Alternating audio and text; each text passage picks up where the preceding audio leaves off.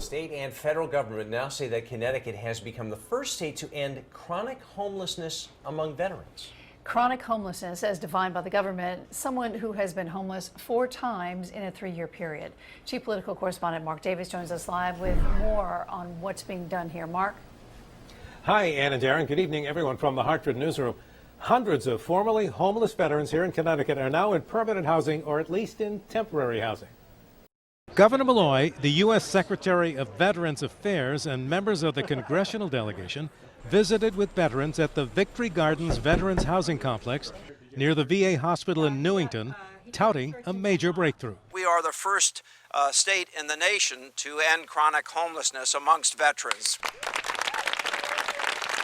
But also here today were the foot soldiers, state and federal employees and volunteers that have made this happen by actually going out and finding homeless veterans. Oftentimes people will call a hotline if they've encountered someone who's experiencing homelessness. One of those that was homeless is Brandon Bristol of New Haven. I was a suicide attempt. I was on alcohol and drugs, and I sobered up thanks to the help of the VA that I wasn't or didn't know about 5 years ago. Thankfully, many homeless veterans turn their lives around, and some end up helping others, like Brandon is doing. I get down to New Haven's Green or West Haven's Beach, and I hand out information to, I approach veterans and just walk up and, ask them if they're a veteran to begin with, Brandon's efforts were singled out today as having helped bring many veterans to a better place. I just started doing it just to keep myself sober. Next thing you know, it's a snowball effect, and I have a bunch of guys pat me on the back, and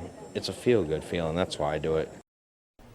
Yeah, he deserves that pat in the back, doesn't he? Brandon, that's a great story. Anyway, the governor did mention today that there obviously are some homeless veterans who have fallen through the cracks in this effort.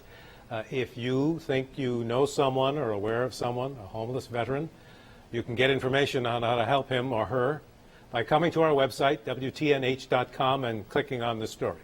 Live from the Hartford Newsroom, Mark Davis, News 8.